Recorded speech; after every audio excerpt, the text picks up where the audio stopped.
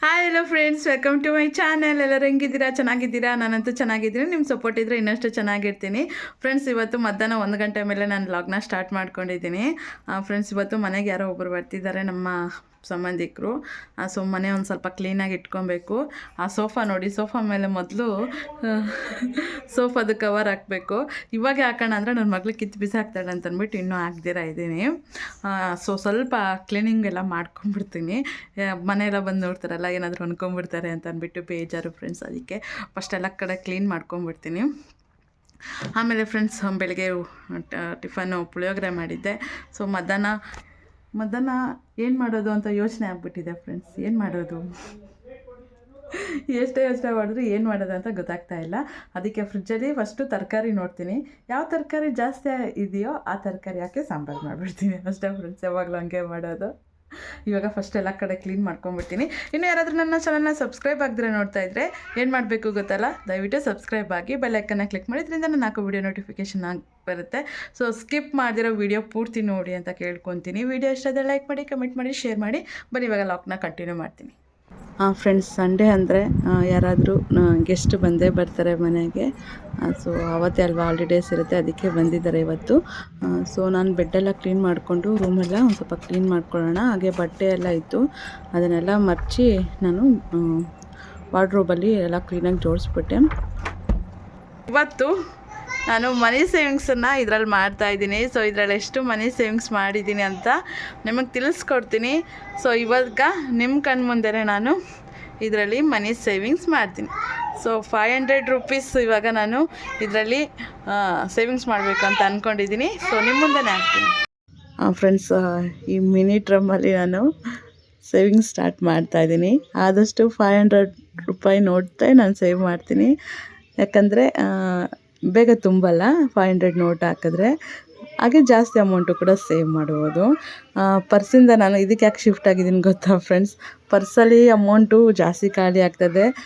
ಏನಕ್ಕೋ ಒಂದಕ್ಕೆ ಎತ್ಕೊಂಡು ಖಾಲಿ ಆಗ್ತದೆ. ಅದಕ್ಕೆ ಡ್ರಮ್ಮಲ್ಲಿ ಹಾಕಿದ್ರೆ ಮತ್ತೆ ತೆಗಿಯೋಕ್ಕಾಗಲ್ಲ ಅಂತ ಇದರಲ್ಲಿ ಹಾಕಿ ಸೇವಿಂಗ್ ಮಾಡ್ತಾಯಿದ್ದೀನಿ. ಯಾವಾಗಲೂ ಆಚೆ ಅಂತ ಹೇಳಿ ಏನೇ ಇಟ್ಟಿದ್ಯಾ ಆಚೆ ನೀನು? ಅಲ್ಲ, ಆಚೆ ದೊಡ್ಡಯ್ಯ ಹೋದ ಇವಾಗ ಗೊಗ್ಗಯ್ಯ ಹೋದ್ನಾ? ಅದನ್ನ ಹೇಳಕ್ ಬಂದಿದ್ದಾಳೆ. ಭಯ ಇದೆ ಗೊಗ್ಗಯ್ಯದು. ಫ್ರೆಂಡ್ಸ್, ಪಾಪುಗೆ ಸ್ನಾನ ಮಾಡಿಸಿ ಕರ್ಕೊಂಬಂದಿದ್ದೀನಿ ಬಟ್ಟೆ ಹಾಕೋಣ ಅಂತ ಅಂದ್ಬಿಟ್ಟು. ಅವಳಿಗೆ ಇವಾಗ ಪೌಡ್ರ್ ಹಾಕ್ತಾಯಿದ್ದೀನಿ. ಇವತ್ತೇನೋ ಪೌಡ್ರನ್ನ ಸೈಲೆಂಟಾಗಿ ಹಾಕ್ಸ್ಕೊತಾ ಇದ್ದಾಳೆ ನನ್ನ ಮಗಳು. ಸರಿಯಪ್ಪ, ಹೆಂಗೋ ಹಾಕ್ಸ್ಕೊತಾ ಇದ್ದಾಳೆ, ಬೇಗ ಬೇಗ ರೆಡಿ ಮಾಡೋಣ ಅಂತ ನಾನು ಅಂದ್ಕೊಂಡ್ರೆ ಆಮೇಲೆ ಬಟ್ಟೆ ಹಾಕ್ಸ್ಕೊಳಕ್ಕೆ ಕೊಟ್ಲು ಒಂದು ಗಸ್ತು ಹಿಂಗಲ್ಲ. ನಾನು ಸಿಂಪಲ್ಲಾಗಿ ಒಂದು ಟೀ ಶರ್ಟು ಪ್ಯಾಂಟ್ ಹಾಕೋಣ, ಅವಳಿಗೆ ಅದೇ ಇಷ್ಟ ಆಗುತ್ತೆ ಅಂತ ಅಂದ್ಬಿಟ್ಟು ಅದೇ ಹಾಕೋಣ ಅಂತ ಅಂದ್ಕೊಂಡೆ.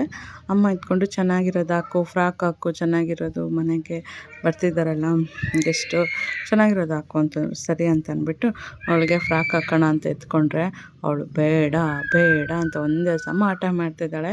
ಬಾರೆ ಹಾಕ್ತೀನಿ ಅಂದರೆ ನನ್ನ ಹತ್ರ ಬರ್ತಾನೇ ಇಲ್ಲ.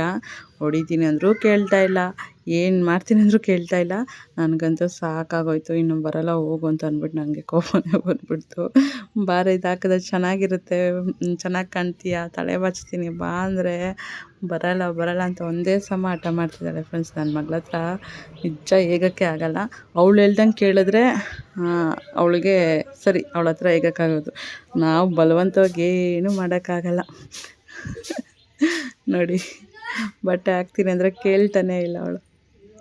ಫ್ರೆಂಡ್ಸ್, ಅವಳಿಗೆ ನಾನು ಡ್ರೆಸ್ಸೆಲ್ಲ ಹಾಕಿ ಜಡೆ ಹಾಕೋಷ್ಟೊತ್ತಲ್ಲಿ ನಂಗೆ ತಲೆ ಕೆಟ್ಟೋಯ್ತು ಫ್ರೆಂಡ್ಸ್. ಫುಲ್ಲು ಟೆನ್ಷನ್ ಹಿಡಿಸ್ತಾಳೆ, ಅಳ್ತಾಳೆ ಹಾಕ್ಸ್ಕೊಳ್ಳೋದೇ ಇಲ್ಲ ಅಂತಾಳೆ.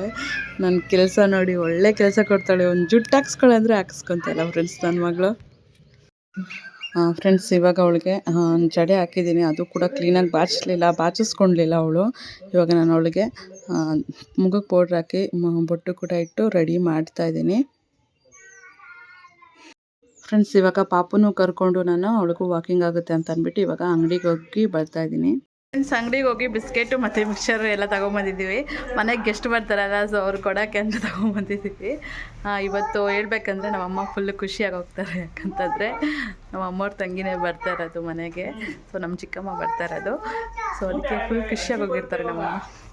ಸೊ ಇವಾಗ ಸ್ವಲ್ಪ ಕೆಲಸಗಳೆಲ್ಲ ಜಾಸ್ತಿನೇ ಇದೆ ಫ್ರೆಂಡ್ಸ್, ಮತ್ತೆ ಭೇಟಿ ಆಗ್ತೀನಿ. ಫ್ರೆಂಡ್ಸ್ ಇವಾಗ ಹಾಲೆಲ್ಲ ಕ್ಲೀನ್ ಮಾಡಿಕೊಂಡು ಸೋಫಾ ಮೇಲೆ ಸೋಫಾ ಕವರ್ ಹಾಕಿದ್ದೀನಿ. ನನ್ನ ಮಗಳು ಒಂದು ಸರಿ ಕಿತ್ತಾಕಕ್ಕೆ ಬಂದ್ಲು, ಅವಳಿಗೆ ಹೇಳಿದ್ದೀನಿ ಕಿತ್ತಾಕ್ಬೇಡ, ಯಾರಿಗೋ ಬರ್ತಾರೆ ಮನೆಗೆ ಇರಲಿ ಅಂತ ಅಂದ್ಬಿಟ್ಟು ಹೇಳಿದ್ದೀನಿ. ಆದರೂ ಕೇಳ್ತಾ ಇರಲಿಲ್ಲ, ಕಿತ್ತಾಕ್ತಾ ಇದ್ಲು. ಇನ್ನು ಸಿರಪ್ ಹಾಕ್ತೀನಿ ಅಂತ ಅಂದ್ಬಿಟ್ಟು ಎದುರಿಸ್ಬಿಟ್ಟು ಸೈಲೆಂಟ್ ಮಾಡಿಸಿದ್ದೀನಿ ಅವಳನ್ನ. ಇವಾಗ ಅಡುಗೆ ಮನೆಗೆ ಬಂದು ಅಡುಗೆ ಮನೆ ಕ್ಲೀನ್ ಮಾಡ್ಕೊತಾ ಇದ್ದೀನಿ. ಸೊ ಅಡುಗೆ ಮನೆ ಕಟ್ಟೆ ಎಲ್ಲ ಕ್ಲೀನ್ ಮಾಡ್ಕೊತಾ ಇದ್ದೀನಿ. ಆಲ್ರೆಡಿ ಸ್ಟವ್ ಕ್ಲೀನ್ ಮಾಡ್ಕೊಂಡಿದ್ದೀನಿ. ಹಾಗೆ ಮಧ್ಯಾಹ್ನಕ್ಕೆ ಅನ್ನ ಸಾಂಬಾರು ಏನಾದರೂ ಮಾಡೋಣ ಅಂತ ಅಂದ್ಬಿಟ್ಟು ನೋಡಿ ತರಕಾರಿನೂ ಕೂಡ ಹಚ್ಚಿದೆ, ಬಟ್ ಮಾಡೋಕ್ಕಾಗಲಿಲ್ಲ. ನಾನು ಅಡುಗೆ ಮನೆ ಕ್ಲೀನ್ ಮಾಡೋಷ್ಟೊತ್ತಲ್ಲೇ ನಮ್ಮ ಮನೆಗೆ ಗೆಸ್ಟೆಲ್ಲ ಬಂದರು. ಅದೇ ನಮ್ಮ ಚಿಕ್ಕಮ್ಮ ಚಿಕ್ಕಪ್ಪ ಎಲ್ಲ ಬಂದರು. ಇನ್ನು ಅವ್ರನ್ನ ಮಾತಾಡಿಸಿ ಅವ್ರಿಗೆ ಕಾಫಿ ಟೀ ಎಲ್ಲ ಮಾಡಿಕೊಡೋದೇ ಆಗೋಯಿತು. ಇನ್ನೇನು ಇಲ್ಲ ಫ್ರೆಂಡ್ಸ್, ನಾನು ಅವ್ರನ್ನ ಜಾಸ್ತಿ ತೋರ್ಸೋಕ್ಕೆ ಹೋಗಿಲ್ಲ. ಅಷ್ಟೊಂದು ಕಂಫರ್ಟಬಲ್ ಅನಿಸಲ್ಲ, ಅದಕ್ಕೆ ನಾನು ತೋರ್ಸೋಕ್ಕೆ ಹೋಗಿಲ್ಲ. ಈಗ ನೋಡಿ ಹಾಲು ಕಾಯಿಸ್ಕೊಂಡು ಕಾಫಿ ಮಾಡ್ತಾಯಿದ್ದೀನಿ. ಕಾಫಿ ಕಪ್ಪೆಲ್ಲ ಕ್ಲೀನ್ ಮಾಡಿಕೊಂಡು ರೆಡಿಯಾಗಿದೆ. ಸೊ ಕಾಫಿ ಕುಡಿತೀನಿ ಅಂದರೆ ಅದಕ್ಕೆ ಕಾಫಿ ಮಾಡಿಕೊಡ್ತಾಯಿದ್ದೀನಿ. ನೋಡಿ ಕಾಫಿ ರೆಡಿಯಾಗಿದೆ. ಸೊ ನೋಡಿ ಇವರೇ ಗೆಸ್ಟು, ನಮ್ಮ ಚಿಕ್ಕಮ್ಮ ನಡ್ಕೊಂಡು ಹೋಗ್ತಿದ್ದಾರಲ್ಲ ಅವ್ರು ನಮ್ಮ ಚಿಕ್ಕಮ್ಮ. ಇವಾಗ ಅವ್ರು ಹೊರಡ್ತಾ ಇದ್ದಾರೆ. ನೋಡಿ ಅಮ್ಮ ಬಾಯ್ ಹೇಳಿದ್ರು, ಸೊ ಹೋಗ್ತಾ ಇದ್ದಾರೆ. ನಾನು ಬಾಯಿ ಮಾಡಿದೆ ಅವ್ರಿಗೆ. ಚೆನ್ನಾಗಿ ಮಾತಾಡ್ಸಿದ್ರು, ಚೆನ್ನಾಗಿ ನಮ್ಮ ಜೊತೆ ಟೈಮ್ ಪಾಸ್ ಆಯಿತು ಫ್ರೆಂಡ್ಸ್, ಖುಷಿ ಆಯಿತು. ಫ್ರೆಂಡ್ಸ್ ನಮ್ಮ ಚಿಕ್ಕಮ್ಮ ಚಿಕ್ಕಪ್ಪ ಎಲ್ಲ ಬಂದಿದ್ದರು.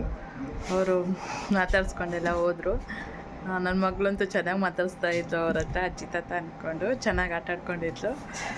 ಸೊ ಮಧ್ಯಾಹ್ನಕ್ಕೇನು ಮಾಡ್ಕೊಂಡಿಲ್ಲ ಫ್ರೆಂಡ್ಸ್. ಬೆಳಗ್ಗೆ ಮಾಡಿದ ಪುಳಿಯೋಗರೆನೇ ತಿಂದಿದ್ದೀವಿ. ಅನ್ನ ಆಯಿತು, ಅನ್ನ ಮಜ್ಜಿಗೆ ತಿಂದ್ವಿ. ಸೊ ನೈಟ್ಗೆ ಏನಾದರೂ ಮಾಡ್ಕೊಬೇಕು ಫ್ರೆಂಡ್ಸ್. ಇವಾಗ ನೈಟು ಟೊಮೊಟೊ ಬಾತ್ ಮಾಡ್ಕೊತಾ ಇದ್ದೀವಿ. ಆಮೇಲೆ ಲಾಗ್ನ ಕಂಟಿನ್ಯೂ ಮಾಡೋಕ್ಕಾಗಿಲ್ಲ ಫ್ರೆಂಡ್ಸ್, ಇಲ್ಲಿಗೆ ನಾನು ಲಾಗ್ನ ಎಂಡ್ ಮಾಡ್ತೀನಿ ಫ್ರೆಂಡ್ಸ್. ಇವಾಗ ನೈಟು 9:30 ಆಗಿದೆ. ಇನ್ನೂ ನನ್ನ ಹಸ್ಬೆಂಡ್ ಬಂದಿಲ್ಲ ಮನೆಗೆ. ಕಾಲ್ ಮಾಡಿದ್ರೆ ಕಾಲ್ ಪಿಕ್ ಮಾಡ್ತಾಯಿಲ್ಲ. ಮೋಸ್ಟ್ಲಿ ಡ್ರೈವಿಂಗಲ್ಲಿದ್ದಾರೆ ಅನಿಸುತ್ತೆ. ಆಗಲೇ ಕಾಲ್ ಮಾಡಿದಾಗ ಲೇಟಾಗಿ ಆಗುತ್ತೆ ಅಂತ ಹೇಳಿದ್ರು. ಒಂದು 6:30 ಸಾಯಂಕಾಲ ಮಾಡಿದ್ದೆ. ನೋಡಿ ಫ್ರೆಂಡ್ಸ್, ಇನ್ನೂ ಬಂದಿಲ್ಲ. ಎಷ್ಟು ಹೊತ್ತವರೆಗೂ ಕಾಯ್ತಾ ಇದ್ದೀನಿ. ಪಾಪುನು ಕೂಡ ಅವಳಿಗೂ ತಿನ್ನಿಸಿ ಮಲಗಿಸ್ಬಿಟ್ಟೆ. ನೋಡಿದ್ರೆ ನನ್ನ ಹಸ್ಬೆಂಡ್ ಬರ್ತಾಯಿಲ್ಲ. ಆವಾಗಿಂದ ಇಲ್ಲೇ ಕಾಯ್ತಾ ಇದ್ದೀನಿ. ಸೊ ಅಂದರೆ ನೈಟ್ ಹೊತ್ತು ಅವರು ಕಾರ್ ಓಡಿಸೋದು ಅಷ್ಟು ಸೇಫ್ ಅಲ್ಲ ಅನಿಸುತ್ತೆ ನನಗೆ. ಯಾಕಂದರೆ ಅವರು ಸ್ಪೆಕ್ಸ್ ಹಾಕ್ಕೊತಾರಲ್ವ. ಸೊ ಆ ಕಡೆ ಬರೋವಂತಹ ಲೈಟ್ಸು ಹಾಗೆ ಅವ್ರ ಕಣ್ಣಿಗೆ ಹೊಡಿತಂತೆ. ಅದು ಅವ್ರಿಗೆ ನೈಟ್ ಹೊತ್ತು ಅವರು ಓಡ್ಸೋಕ್ಕೆ ಹೋಗಲ್ಲ, ಸರಿ ಕಾಣಿಸಲ್ಲ, ಬೆಳಕದು ಲೈಟ್ಗೆ ಸರಿ ಕಾಣಿಸಲ್ಲ ಅಂತ ಹೇಳ್ತಾಯಿದ್ರು. ಇವತ್ತು ನೋಡಿದ್ರೆ ಇಷ್ಟು ಲೇಟ್ ಆಗಿಬಿಟ್ಟಿದೆ, ಇನ್ನೂ ಮನೆಗೆ ಬಂದಿಲ್ಲ. ಎಲ್ಲಿದ್ದಾರೆ ಏನೋ ಅಂತ ಕೇಳೋಣ ಅಂತ ಕಾಲ್ ಮಾಡಿದ್ರೆ ಪಿಕ್ ಮಾಡ್ತಾಯಿಲ್ಲ. ಮೋಸ್ಟ್ಲಿ ಕಾರಲ್ಲಿ ಒಂದು ಕಡೆ ಇಕ್ಬಿಟ್ಟಿರ್ತಾರೆ, ಮೊಬೈಲ್ನ ಇಕ್ಬಿಟ್ಟು ಡ್ರೈವಿಂಗ್ ಮಾಡ್ಕೊತ ಬರ್ತಿದ್ದಾರೆ. ಏನಂದರೆ ಜೊತೆಗಿದ್ದಾರೆ, ಟೆನ್ಷನ್ ಏನಿಲ್ಲ. ಬಟ್ ನೋಡಿ ಫ್ರೆಂಡ್, ಇಷ್ಟು ಲೇಟಾಗಿ ಬಂದರೆ ಹೆಂಗೆ ಹೇಳಿ, ಬಂದಮೇಲೆ ವಿಚಾರಿಸ್ಕೊಬೇಕು ಫ್ರೆಂಡ್ಸ್. ಆಮೇಲೆ ನನ್ನ ಹಸ್ಬೆಂಡ್ ಬಂದಮೇಲೆ ಅವ್ರಿಗೆ ಊಟಕ್ಕೆ ಹಾಕ್ಕೊಟ್ಬಿಟ್ಟು ಆಮೇಲೆ ಪಾಪನೂ ಮಲಗಿಸ್ಬಿಟ್ಟು ನಾನು ಮಲ್ಕೊಂಬಿಟ್ಟೆ ಫ್ರೆಂಡ್ಸ್. ಇಲ್ಲಿಗೆ ನಾನು ಲಾಗ್ನ ಎಂಡ್ ಮಾಡ್ತೀನಿ. ಈ ಲಾಗ್ ಇಷ್ಟ ಆಗಿದ್ದರೆ ಪ್ಲೀಸ್ ಲೈಕ್ ಮಾಡಿ, ಕಮೆಂಟ್ ಮಾಡಿ, ಶೇರ್ ಮಾಡಿ, ಹಾಗೆ ನನ್ನ ಚಾನಲ್ಗೆ ಸಬ್ಸ್ಕ್ರೈಬ್ ಆಗಿ. ಮತ್ತೆ ಮುಂದಿನ ಲಾಗಲ್ಲಿ ಭೇಟಿ ಆಗ್ತೀನಿ. ಇಲ್ಲಿವರೆಗೂ ನನ್ನ ಲಾಗ್ ನೋಡಿದರೆ thank you so much. Bye everyone.